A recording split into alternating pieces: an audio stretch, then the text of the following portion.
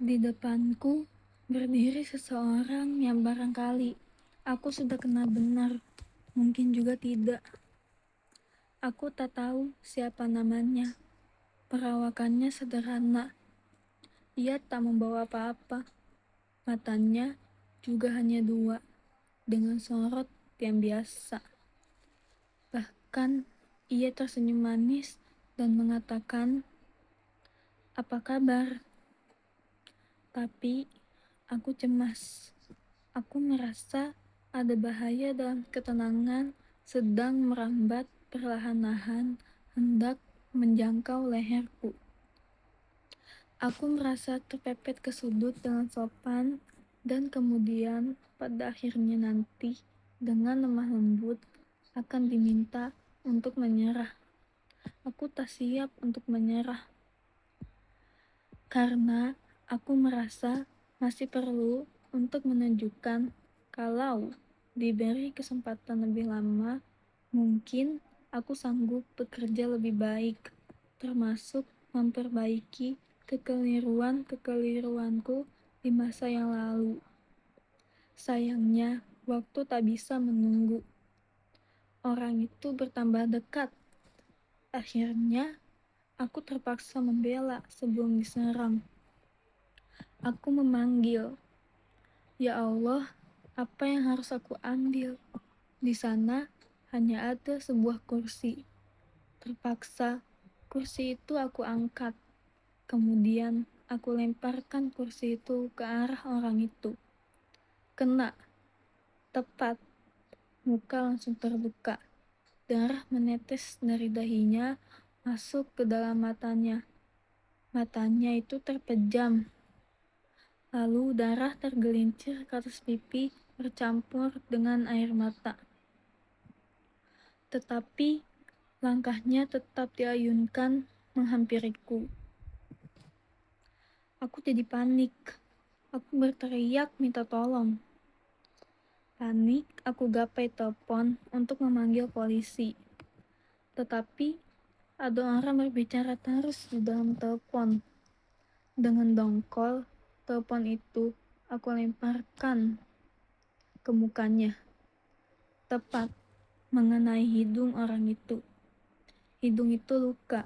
Darah menetes dari hidung masuk ke dalam mulutnya. Mulut itu bergerak.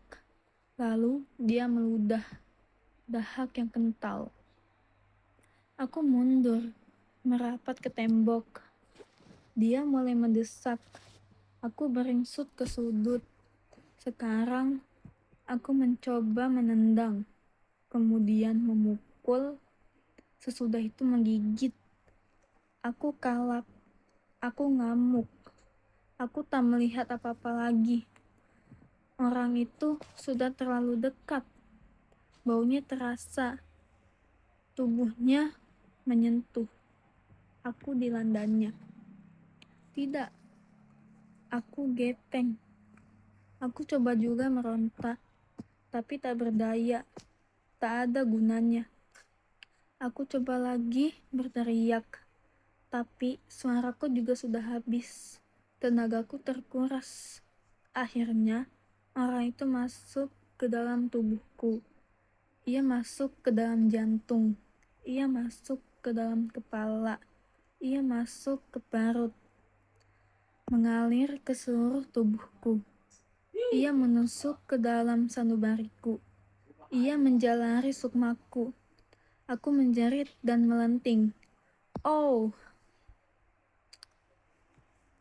Lalu, tiba-tiba saja aku merasa bahwa sebenarnya ia kenal betul siapa orang itu. Tiba-tiba saja aku teringat masa mudaku. Lalu, aku yakin bahwa orang itu adalah aku sendiri di waktu masih muda. Setelah aku yakin bahwa aku sebenarnya sedang menghadapi diriku sendiri, aku keluar lagi. Tapi sekarang, aku melihat orang itu menjauh. Hanya punggungnya yang bidang saja nampak. Kepalanya menatap ke arah depan. Aku tak dapat lagi melihat matanya yang polos. senyumnya yang sumeh, dan air mukanya yang jernih. Aku merasa seperti ditinggalkan. Akhirnya, aku berseru-seru memanggil, "Kembali, kembali, kembali." Tapi orang itu tak kembali. Ia berjalan terus ke arah sana dengan langkah yang tetap. Aku pun menangis.